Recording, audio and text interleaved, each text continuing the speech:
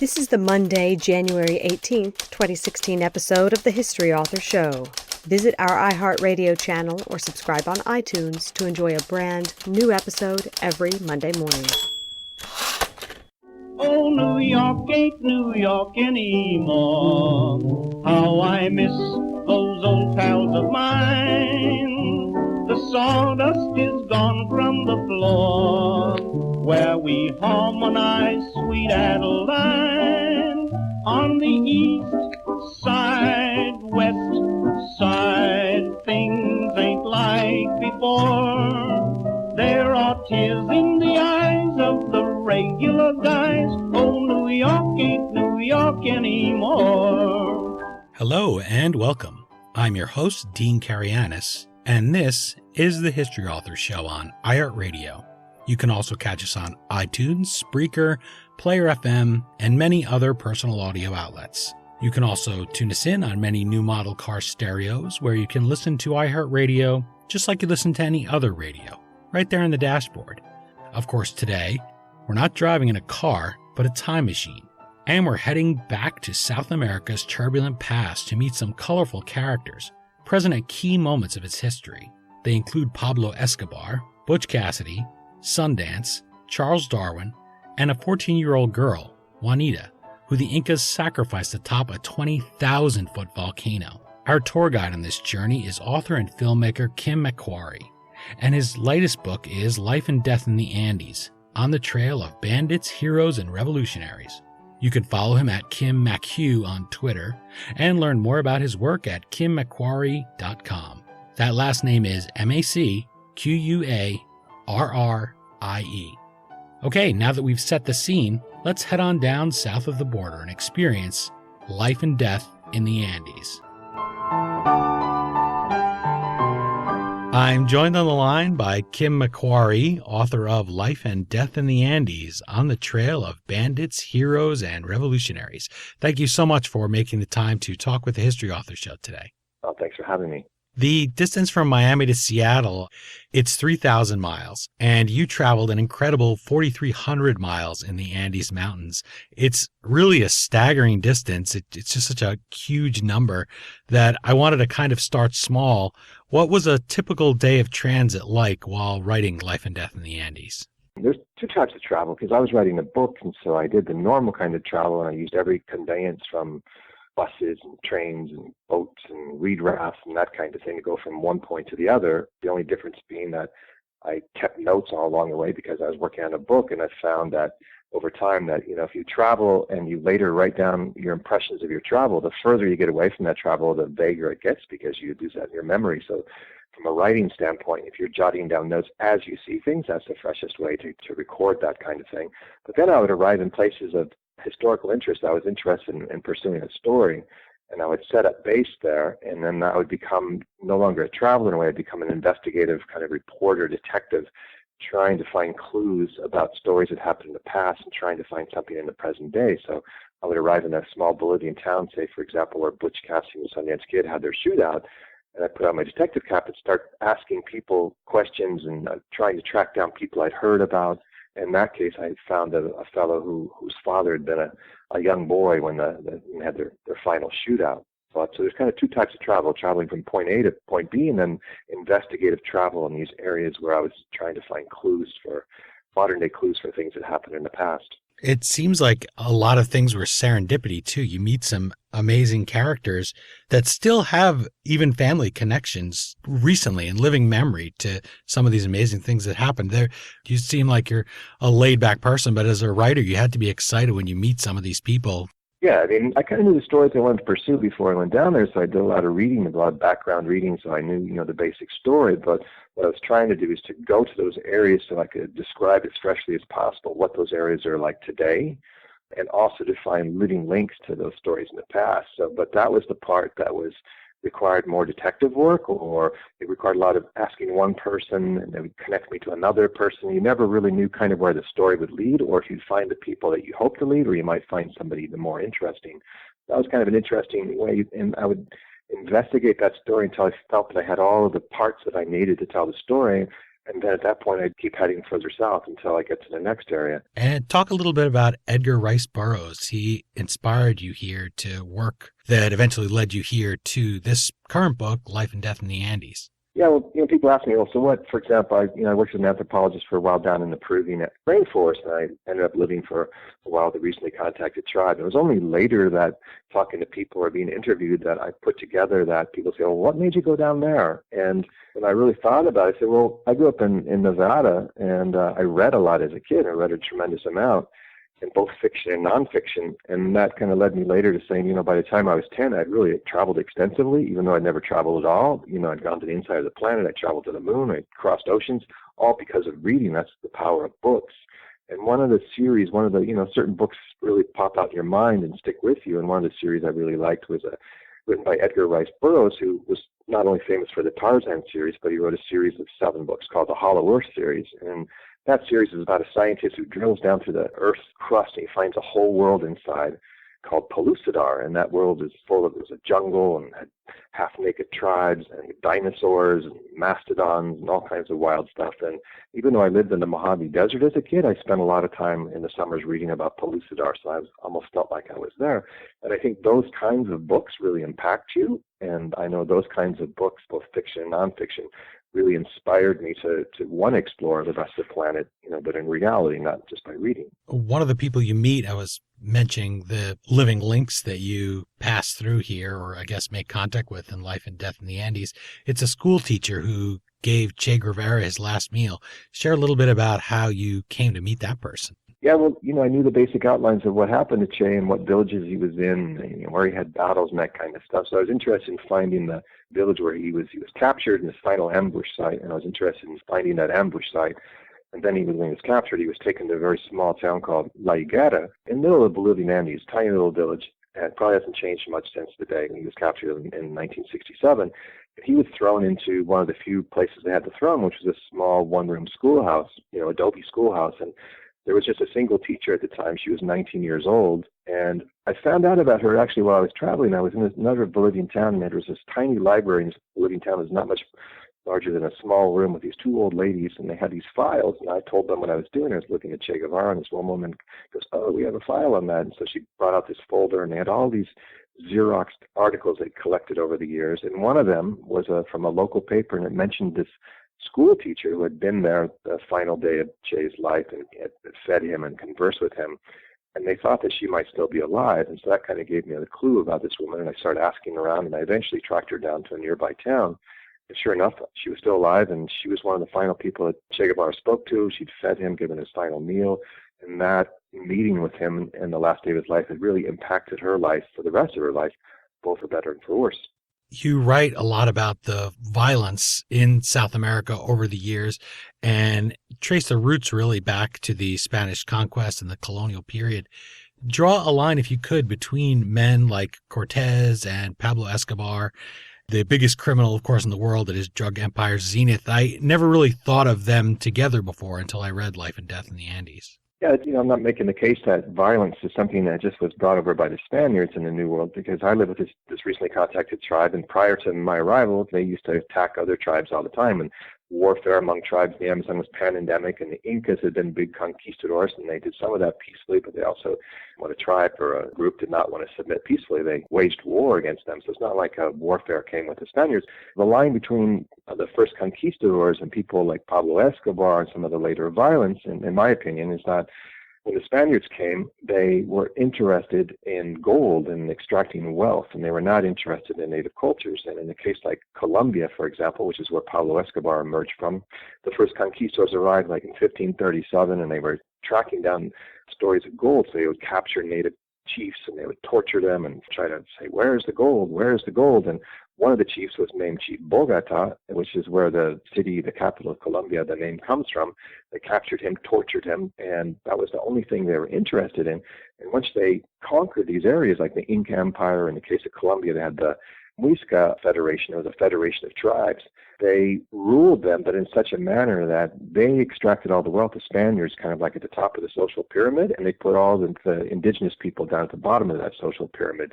So they introduced extreme inequality, not just in South America, but all through Latin America. And in my opinion, that extreme inequality that they introduced 500 years ago persisted for centuries, and that is the cause of a lot of violence and a lot of the revolutions that emerged later, is trying to equalize or try to get rid of that disparity, and it's still ongoing today. And that leads into my next question, which is about Charles Darwin. You mentioned growing up in Nevada. You were born there, yes, and yet you steeped yourself really in the culture of South America that you're talking about, rather than coming like the colonists and just sort of looking down at them and imposing your view on them.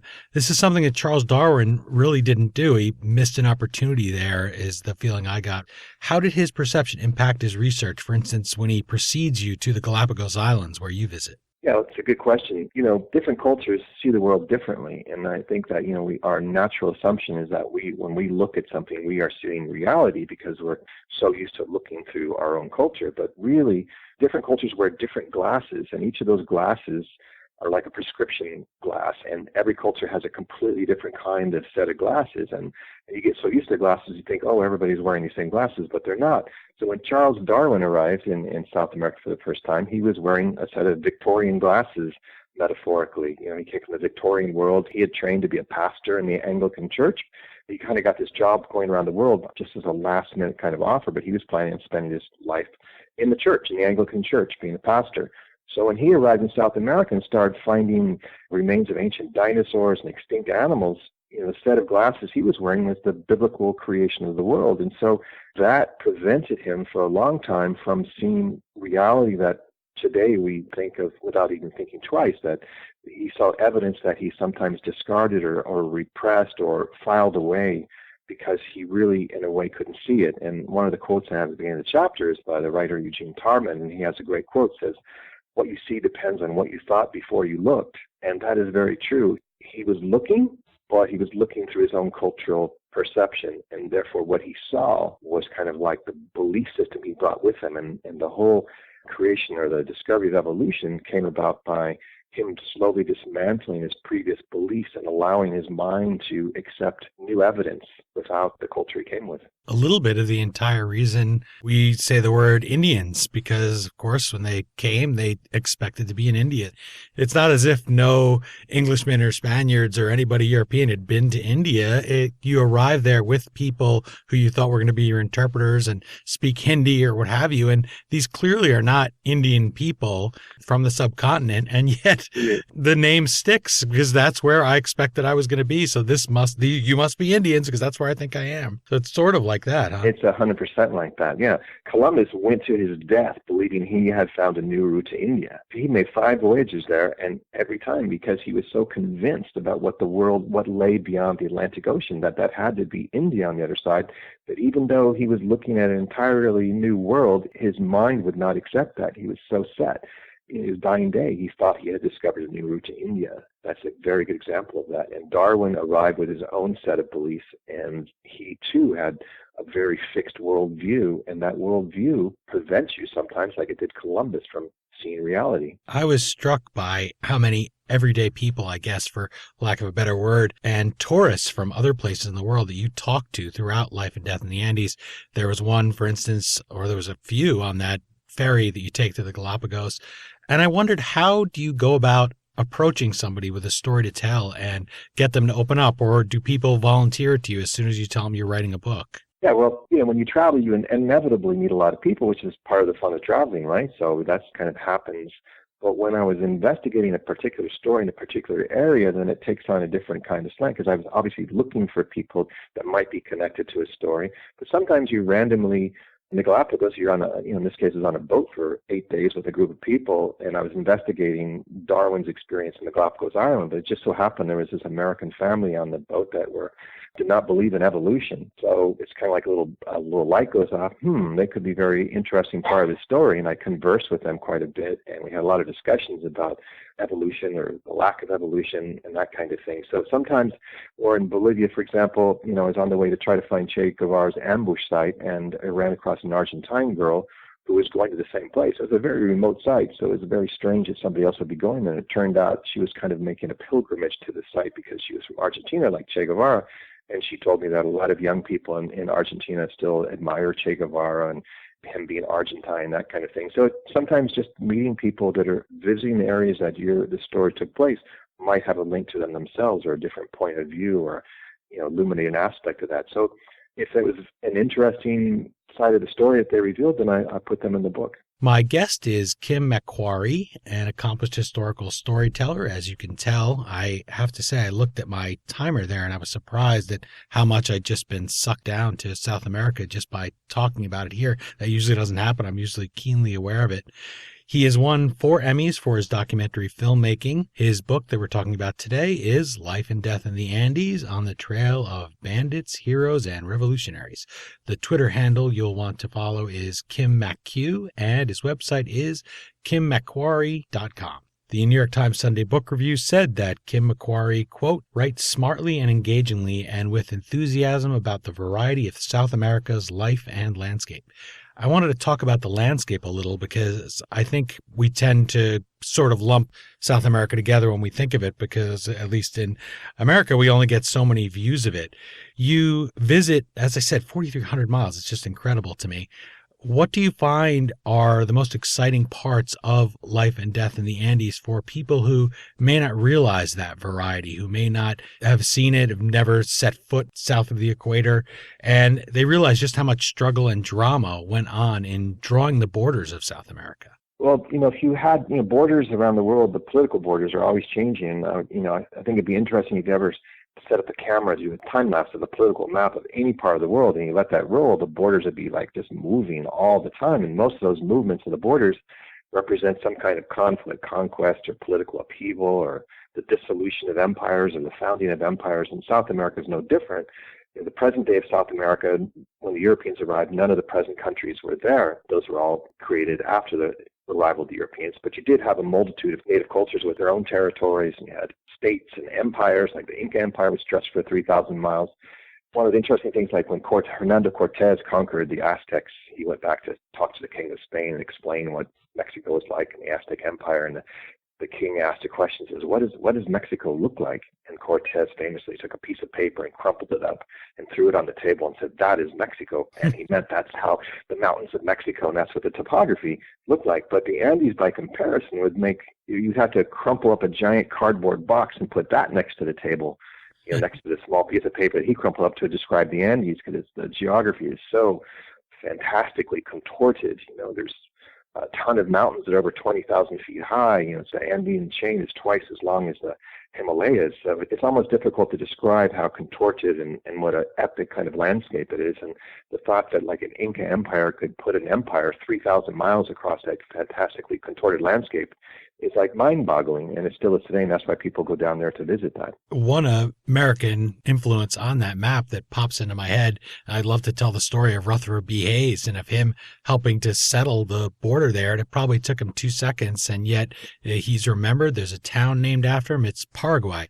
So much went on down there. So much goes on that you never even thought of. And certainly for me, I didn't. I didn't have any idea other than that little bit of Rutherford B. Hayes, almost trivia for us, although it's very important to them and the people that live there. There's a soccer team named after him. And so for helping to settle this border dispute, you mentioned something that maybe we do know more about. We're talking about the native people of South America. You mentioned this girl, Juanita, being sacrificed at the top of a volcano. And how do people feel about their ancestors having done these things that, of course, today we recoil at, knocking a young girl over the head there and leaving her at the top of a mountain?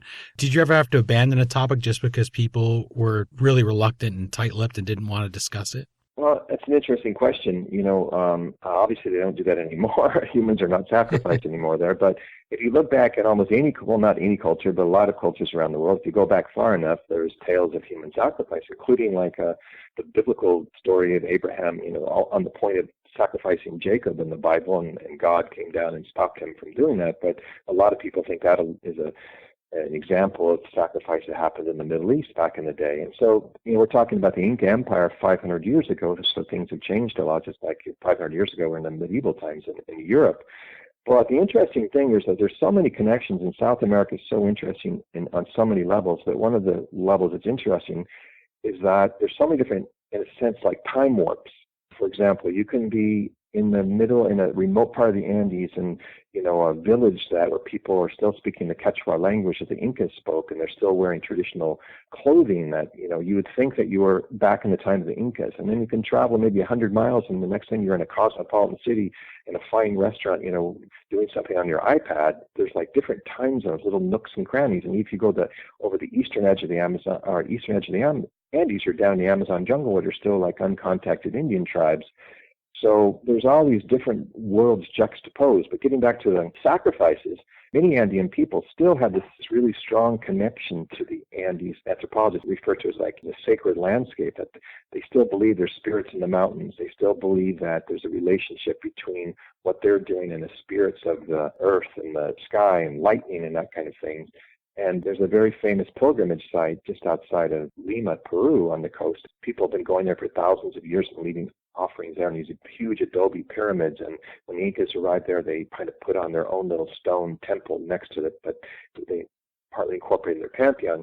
But I was there, and there was a car that pulled up in the distance, and these two people got out, and they buried something in the ground and took off. And I realized that they're still leaving offerings to this day at this very, very ancient site, and they're still doing that all over the Andes. So that doesn't explain away human sacrifice, but that relationship of having to appease the gods, of having to be in harmony with the gods, that there's a whole spiritual world that you have to be attuned with, still exists in the Andes.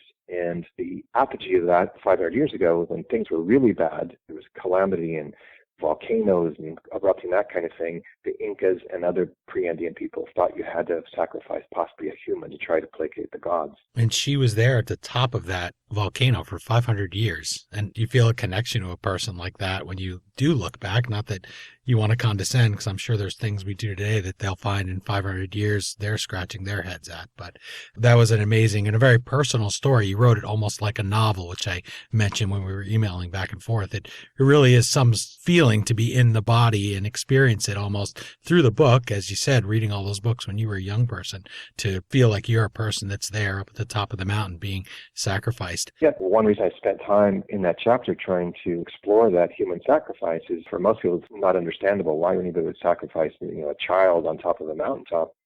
But I tried to build the background and show from their point of view, the Incas' point of view, and even from this young girl's point of view, what that was like for them, what the world was they were coming from. So hopefully by the end you get to the chapter, you understand why that person would sacrifice as crazy as it seems in modern terms. It, in a sense, makes a lot of sense, because they were dealing with these titanic forces of nature that they were trying to control, and they didn't know how to do it any other way than give the best sacrifice, or the highest sacrifice they could possibly offer, to the gods that controlled nature. Well, as you said earlier, we can't wear our modern glasses because we don't understand the values, and they couldn't wear ours. Certainly, if they came today, I'm sure they would find many things impossible to understand and to relate to. And that's something you do really well, I think, in Life and Death in the Andes. You make us feel like we're there, and you do take a minute to explain it instead of just, or illustrate it, I guess is a better word, instead of just blowing straight past it. So I did particularly enjoy that. It was really like traveling back in time. Another thing you mentioned, you retraced Butch Cassidy and the Sundance Kid's escape. Did they color the way that we in North America view South America, sort of as this lawless place with fake names and people on the run with a past that's chasing them, that kind of thing? That still kind of lingers today, that perception. Yeah, that's very true. And, South America, one of the things South America had, even in the time of Butch and Sundance, Butch and Sundance, lived in the late 19th century in America as the frontier was changing. And the civilization is, in a sense, catching up with them in their outlaw careers, and telegraphs are being put in, and law enforcement was increasing. So one of the reasons they left North America is when they had bounties on their heads, and they're pretty well known, but they were trying to escape, in a sense, the loss of the American West, and trying to find some other frontier somewhere else. And they went down to South America and tried to remake their lives. They went down to Patagonia and Argentina and tried to homestead and become ranchers down there and escape their pasts.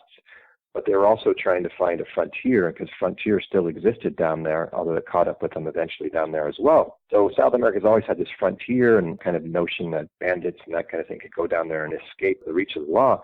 But the other thing is that I think the perception that people have of Latin America being unstable and having bandits and that kind of thing is that this instability I mentioned before that the conquistadors introduced, there's been really, in a way, if you summarize Latin American history, it's been 500 years of trying to address that huge disparity of wealth that the conquistadors created when they conquered all these different civilizations down there and cultures. And Bolivia, for example, I forget what stretch, but Bolivia, during a period of their history, had like 90 different governments in 90 years. Oh, wow. And so people in North America go, what on earth is going on? But again, it's kind of like all this revolution that emerged there. It's almost like, earthquakes happen because there's all these tectonic forces that are building in the crust, and then an earthquake or a volcano will release those forces. In a sense, these revolutions and things are like trying to release that tension that was introduced from the conquest.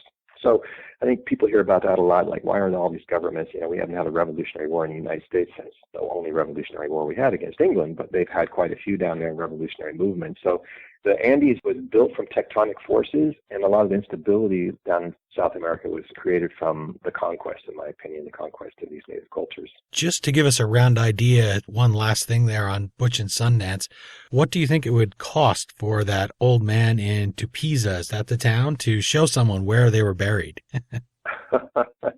Yeah, you're referring to, I went to this town I was interested in like where Butch and Sundance held up, had their last holdup. They held up a mining payroll, stole about $100,000 out in the middle of nowhere, and I found that spot where they had hidden and had their holdup. And then I went to the nearby town, and I was trying to find, I'd heard about an old man whose father had been in the same town where Butch and Sundance had their shootout with the Bolivian police and where they died, and it was very difficult to find him. For example, you get into these really rural areas, there's not like even street signs, and so somebody's not going to give you an address. They'll say, yeah, well, there's a house up on towards the hill, and it's a blue house with a red door, and I think there's somebody over there, and so you go try to find somebody who could find a red house with a blue door, and I finally tracked down this guy. It quickly becomes apparent that Butch Cassidy and Sundance Kid, they're real outlaws, real human beings, but now there's been a movie made about them, and they become myths. It's like Pablo Escobar's a myth, and these outlaws become myths. And the one reason they're in my book is because those myths sell, and it's such a fascinating story. And this old fellow, I sat down with him and said, so I understand your father was, a young boy living there. And he said, how much will you pay me to tell the story? And so I negotiated. I tried to negotiate with him, and I offered him X amount, and he wanted like 10 times more than that. I spent 5 minutes trying to negotiate. I finally agreed to the original price that he had made. So he's selling those myths too, and those myths are fascinating. So these stories now are kind of like a combination of what really happened and all that kind of myth-like stature these stories of bandits and outlaws have taken over time. I guess it's part of the tourism almost, and I just like that. He seemed like he was going to cash in on what he knew, and the thing about the burial was just funny that he showed somebody the wrong way because they wouldn't pay. So I was just thinking, I wonder exactly what, I wonder if anyone does pay him, and I don't know, I guess he would have to swear them to secrecy, but there are lots of great stories like that in there. The FX channel is developing your earlier book, The Last Days of the Incas, into a 13-part TV series called Conquistadors.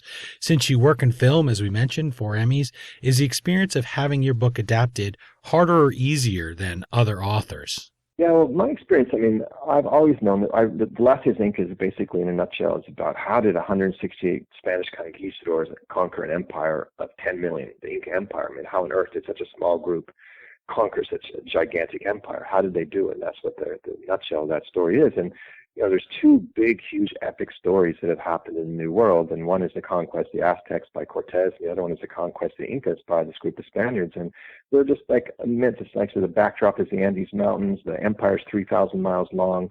The closest equivalent to that would be if you sent astronauts to Mars and they were stranded there and they found an empire and they had no communication back with Earth, and their instructions were to conquer that Martian empire somehow that was vastly greater than theirs, with no contact with anybody could help them out. You'd have to do something like that to approach what happened with the conquest of the Inca Empire. So I've always realized that this is an epic story, and that's why I wrote the book, but I was always surprised that it never made it to the screen. It's never been done by Hollywood. It's never had a film series on it. And when FX actually bought the rights to the book a few years ago, it's been in development to make a 13-part series. I was really gratified. So the question is, how do I feel about being an author? I'm just gratified that finally, hopefully, it'll come to the screen, because it is such an epic story that most people do not know about, and if they knew about it, they'd be blown away. So it should be a spectacular event, in this case, in television. Yeah, I'm certainly going to look forward to it. It sounds incredible that it hasn't been made before. One story, though, of South America, one great adventure that our listeners may be familiar with is Theodore Roosevelt's trip down Brazil's River of Doubt, now the Rio Roosevelt, named for him. His partner in the expedition was Candido Rondon, and I mentioned to you that if I want to talk about Rondon, it's basically you or Tweed Roosevelt. They're the only ones that really talk much about this amazing expedition, at least up around where I am in New York City. You lived with an uncontacted tribe, and I wonder if you found yourself thinking at all about Rondon's incredible methods. For instance, he would tell his men, lay down your life, die if you must, but never kill, and this kind of thing. And he would leave gifts along the way and really saved Theodore Roosevelt from quite possibly being dinner when he was going up there on the River of Doubt. Yeah, Rondon was obviously an amazing character. He was an explorer, a colonel. He had all kinds of experience leading these really difficult expeditions through very, very remote parts of the Amazon with all kinds of uncontacted tribes and living to tell the tale.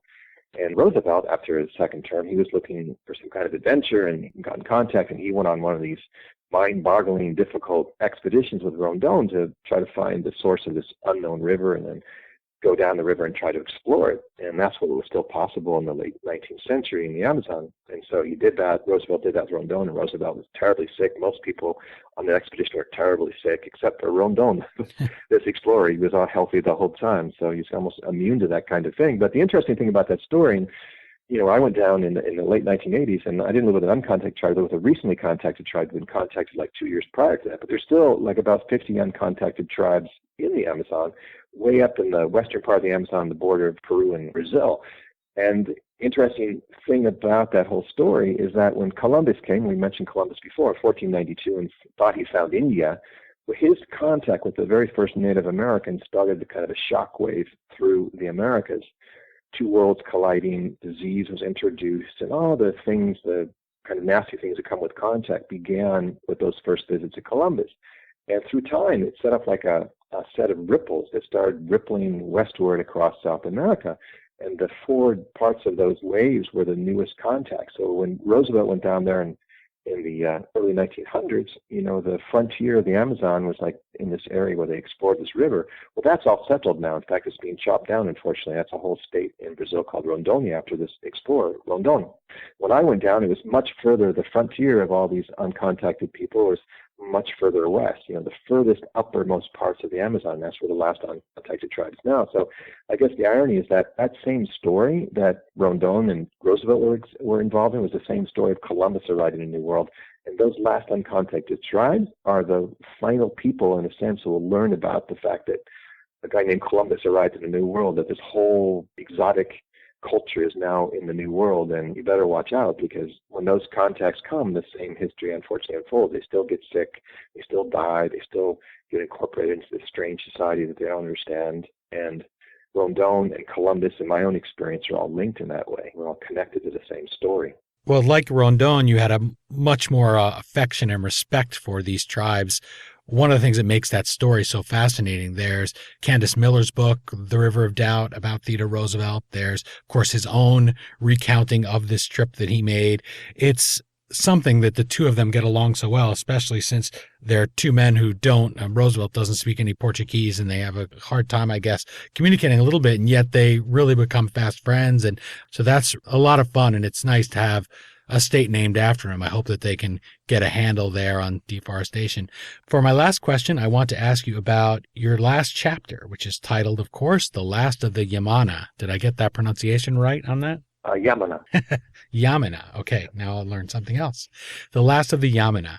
Had I not picked up Life and Death of the Andes, I certainly would never have learned those people ever existed and are sharing the same planet as me. And not just them, but so many people in your book. And I wanted to ask how you hope readers will find themselves enriched after they take this journey with you. What do you hope when they put that book on the shelf for the last time and they finished it, they take away for the rest of their journey in life? Yeah, well, one way of looking at this whole area of South America and South America in general is that when the Europeans arrived, if you picture South America as like this big quilt work, this fantastically rich quilt work, and every one of those squares is different cultures with different languages, and some with empires and temples and things like that. And then over that, you overlaid European civilization. And there's many parts where the quilt work is still there, very fresh, and there's parts where it's been overlain by European and Western civilization. But it's a fantastically rich mixture of cultures and geography and history that, it's almost hard to believe that it even exists. So, the best next thing to traveling is reading a book about travel, and this book is part history, part travel. I was being interviewed by this one person, and he introduced me and said, this is Kim MacQuarrie, author of Last Days of the Incas, which is a kind of best hits of South America. And I thought that was kind of funny, but in a sense it is. I've tried to give the reader some of the most interesting stories and allow the reader to follow along in this immense voyage across this immense continent, across this epic landscape, and introduce the reader to some of these amazing histories and some of these amazing cultures. So I would hope that the book would both inspire people to read more about South America, and also very much hope that it would inspire them to visit South America if they haven't been there before, because it's such a fascinating place, and it still has one of the last frontiers on the planet. Well, Kim MacQuarrie, thank you so much for stuffing us in your saddlebag, I guess, or however it is that you traveled. I still can't get over 4,300 miles. That's a lot of travel, and we can follow you here just by picking up the book. And it's a journey really like no other. I honestly say it's really a whole other world, and thank you for painting it for us, and thank you so much for taking the time to talk with me and the audience about it today. Oh, thanks very much, Gene, for having me on the show. Really appreciate it. Again, the book is Life and Death in the Andes, on the trail of bandits, heroes, and revolutionaries. As always, and appropriately for today's subject, you can find the Amazon link, get it, to purchase the book at historyauthor.com. And we hope you will click through there. Amazon.com gives us a few Bolivianos every time you do. And while you're at it, if you like, you can bookmark our Amazon link. And that way, every time you make a purchase through Amazon, we get a little taste. It doesn't cost you anything extra, and it's a great way to support the authors and this show so we can keep bringing you great authors and great books every week. Once again, thanks to Kim MacQuarrie for taking the time to join us and give us a little sample of this 4,300-mile journey down the spine of South America. You can tag along in his future trips from the comfort of Twitter at KimMacQ or from your computer at kimmacquarrie.com. Again, that name is MacQuarrie. Let us know what you think of the book and the interview on Twitter at HistoryDean or at facebook.com/historyauthor. I hope you join us next week for another trip into the past here on iHeartRadio or wherever you're listening. And remember, if you do subscribe to us on iTunes, please leave a review. It just takes a few seconds. Well, that's it for this week's South American installment of the History Author Show. So until next Monday morning, thanks so much for listening. And happy reading. We still call it Broadway, but what's in a name? Take it from Georgie, it isn't the same. On the east side, west side, things ain't like before. There are tears in the eyes of the regular guys. Oh, New York ain't New York anymore.